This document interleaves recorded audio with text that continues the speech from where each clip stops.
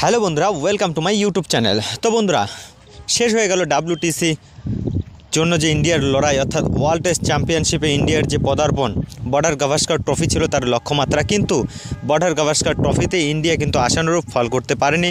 2024 এবং 25-এ এই border Gavaskar trophy কিন্তু ইন্ডিয়া 3-1 ব্যবধানে হেরে হয়তো এখনও ঘরে ফেরার বিমান ধরতে ব্যস্ত। তো যাই হোক, সেই ইন্ডিয়ার এই সিরিজ ঠিক কেমন কাটলো, আমরা কনসিস্টেন্টলি কোন কোন প্লেয়ারের উপর দৃষ্টি রেখেছিলাম কিন্তু আশানুরূপ ফল পাইনি, এবং কোন কোন প্লেয়াররা আমাদের চোখে পড়লো, এবং ইন্ডিয়ার ফিউচার কী হতে চলেছে, সে সমস্ত বিষয় নিয়ে আমরা এই ভিডিওতে কথা বলতে চলেছি। অবশ্যই ভিডিওটি কিন্তু একটু হলেও বড় হবে, শেষ পর্যন্ত দেখবে, এবং আমাদের চ্যানেলে প্রথমবার এসে থাকলে চ্যানেলটি সাবস্ক্রাইব করে পাশে বেল আইকনটি অন করে দেবে। তো বন্ধুরা, আমরা যদি প্রথমত দেখি টিম ইন্ডিয়া কিন্তু এই সিরিজের জন্য সবচেয়ে আশানুরূপ কিন্তু লক্ষ্য রেখেছিল বিরাট কোহলি, রোহিত শর্মা এবং ঋষভ পান্ত, এ সমস্ত সিনিয়র ক্রিকেটারদের উপর। KL রাহুলও ছিল বটে, কিন্তু সিনিয়র ক্রিকেটাররা কিন্তু আশানুরূপ ফল করতে পারেনি। আমরা এর আগে অনেক ভিডিওতে বলেছি, তাই এই সমস্ত কথা বলে ভিডিওর সময় নষ্ট করব না। বিরাট কোহলি এবং রোহিত শর্মা, হয়তো ঋষভ পান্ত কিন্তু শেষ ম্যাচে কিছুটা হলেও নজরে এসেছিল।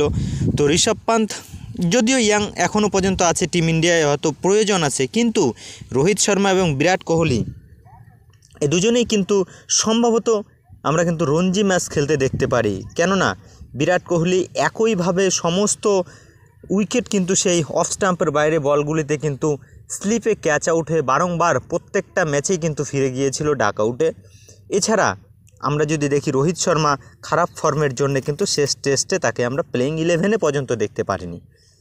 তো অবশ্যই কিন্তু ফিউচার যদি টিম ইন্ডিয়া ভাবে নেক্সট WTC, মানে এখন যেটা নেক্সটে হবে তার পরবর্তীতে ওয়ার্ল্ডের চ্যাম্পিয়নশিপ, সেটা যদি টিম ইন্ডিয়ার লক্ষ্য থাকে, তাহলে অবশ্যই এই দুজন সিনিয়র ক্রিকেটার রঞ্জি ট্রফির পারফরমেন্স ভালো না হওয়া পর্যন্ত কিন্তু টিম ইন্ডিয়ায় সম্ভবত আমরা দেখতে নাও পেতে পারি। হয়তো নতুন কোনো মুখ আমরা গৌতম গম্ভীরের কোচের আন্ডারে কিন্তু আমরা দেখতে পেতে পারি, কেননা প্রসিদ্ধ কৃষ্ণাও কিন্তু কামব্যাক করে যথেষ্ট ভালো কিন্তু বল করেছে। এছাড়া আমরা যদি দেখি ম্যাচের সবচেয়ে হাইস্ট এক্সপেক্টিভ যেটা ছিল, সিরিজের সেরা খেলোয়াড় নির্বাচিত হয়েছে জসপ্রীত বুমরা। এটা অবশ্যই, কেননা প্রত্যেকটা টেস্ট ম্যাচে কিন্তু টিম ইন্ডিয়ার হয়ে ভালো পারফরমেন্স আমরা দেখতে পেয়েছি বুমরার। কখনো কখনো কিন্তু ব্যাট হাতেও আমরা বুমরাকে ম্যাচের শেষ পর্যন্ত রুকে থাকতে দেখেছি। এছাড়া নীতিশ কুমার রেড্ডি সবারই নজরে এসেছে, উইকেট এবং রান দুই দিক দিয়ে কিন্তু টিম ইন্ডিয়ার বিপদের সময় অনেক ম্যাচে কিন্তু আমরা তাকে পাশে পেয়েছি। সেক্ষেত্রে নীতিশ কুমার রেড্ডি কিন্তু টিম ইন্ডিয়ার ফিউচার হতে চলেছে। আর আমরা যদি এই ম্যাচে লক্ষ্য করি যে এই ম্যাচে কিন্তু আমরা সচরাচর, মানে এই সিরিজে সচরাচর কিন্তু সিনিয়র প্লেয়াররা পারফরমেন্স না করলেও টিম ইন্ডিয়ার ব্যাটসম্যানদের ব্যর্থতায় কিন্তু সিরিজের ব্যর্থতা, এটা নিশ্চিন্তে বলাই যায়। তো তোমাদের কি মনে হয় অবশ্যই কমেন্ট করে জানিয়ে দিও। আজকে কিন্তু শেষ দিন ছিল, টিম ইন্ডিয়া কিন্তু লক্ষ্যমাত্রা রেখেছিল সামান্য একটা 162 রানের লক্ষ্যমাত্রা ছিল, অর্থাৎ ইন্ডিয়া 157-র বেশি এগোতে পারেনি এই 3 নম্বর দিনে। যে 162 রানের লক্ষ্যমাত্রা, সেটা কিন্তু অস্ট্রেলিয়া খুব দ্রুত সেই রান তুলে নিয়েছে।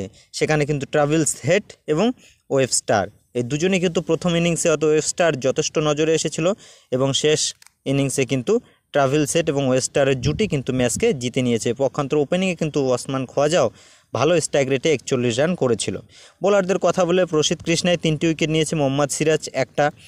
এছাড়া টিম ইন্ডিয়ার যদি আমরা সেকেন্ড ইনিংসে শেষ ব্যাটারদের কথা বলি, সেখানে আমরা জানি গতকাল ঋষভ পান্ত ভালো খেলে আউট হয়েছে, পক্ষান্তরে রেড্ডি 4 করেছে, W সুন্দর 12। এছাড়া তেমন কোনো নজরে পড়েনি। বুমরা যদিও ব্যাট করেছে, কিন্তু বুমরার যে অসুস্থতা, যার জন্য কিন্তু বুমরাও রানের খাতা খুলতে পারেনি।